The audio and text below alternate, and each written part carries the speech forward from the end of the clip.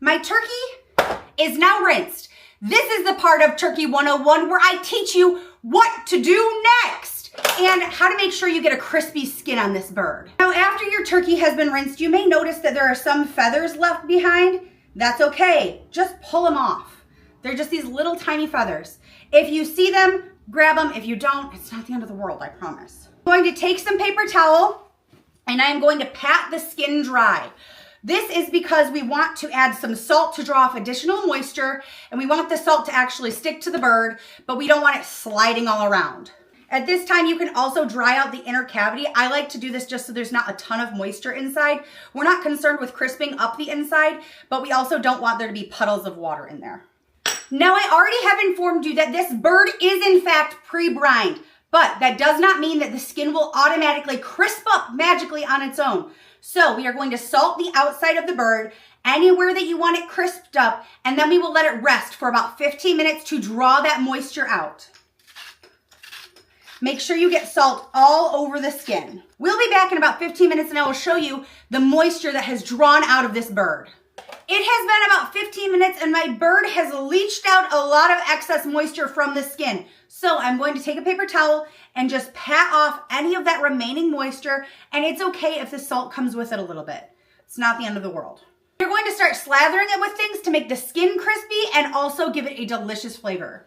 Now that my bird is rinsed, salted, dried out, we can set it to the side for just a moment so we can prepare what we are going to slather on our bird. I have here a small bowl and a stick and a half of butter. And I'm going to just soften this in the microwave because I did not plan ahead and I did not take this out early enough in the morning so that my butter was completely soft. Also, it's a little cold outside, so on my countertop, my butter will not get as soft as I want it to anyhow. Now at this time, we will also prepare the things that we want to stuff inside of our bird because we're doing it all at once. My butter is perhaps maybe too melted, but it's fine. I'm going to zest and juice a lemon right into my butter.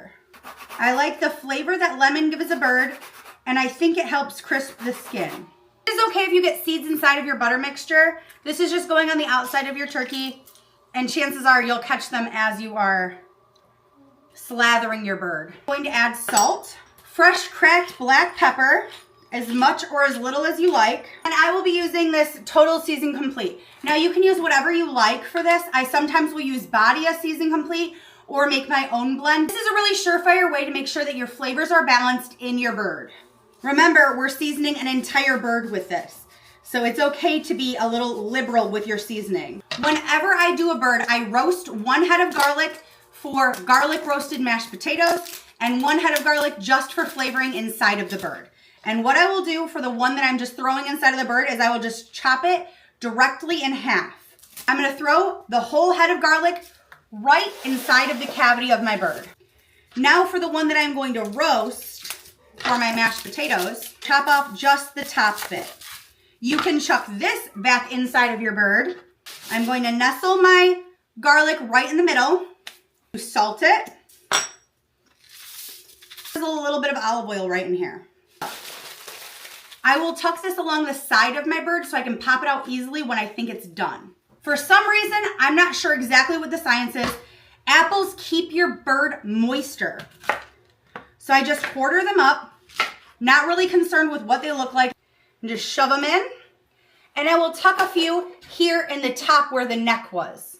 My dishwasher just finished running, so now I'm being steamed.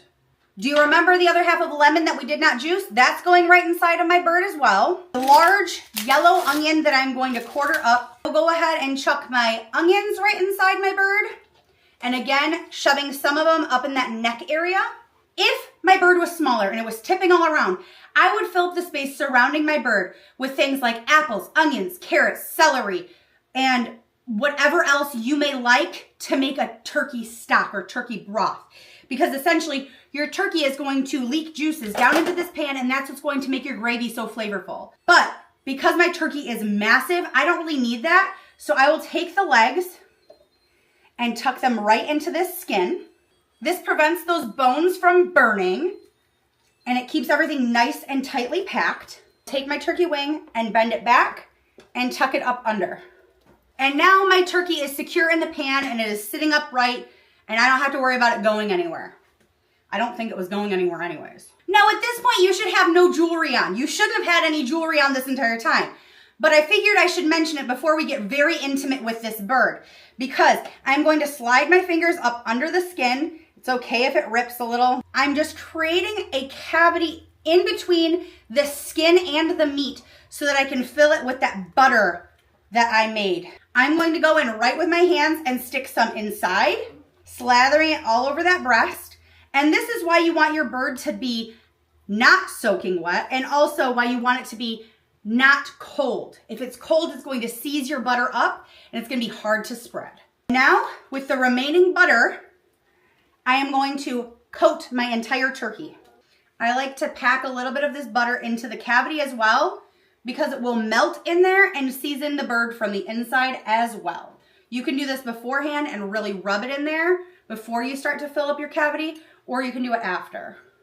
I'm gonna add a little bit more of this to Total Seasoning Complete right on top, just to make sure that everywhere is evenly coated with this seasoning. Realistically, this is a 22-pound bird, so it can handle a lot of seasoning. I am going to fill up the bottom of my pan with some chicken broth or turkey broth or vegetable broth, whatever you like. And when I say fill up my pan, I don't mean actually full. Probably about an inch of liquid you want down there. You could even just leave water down there if you'd like, but this is going to be the base for my gravy, and I want a lot of really delicious gravy. Looks like 64 ounces of liquid is what you're looking for. Now, I will pop this into a 425-degree oven and then immediately turn the heat down to 325. And once my turkey is looking brown, we will be back for the next part of Thanksgiving for Dummies, Turkey 101. Oh, it's heavy.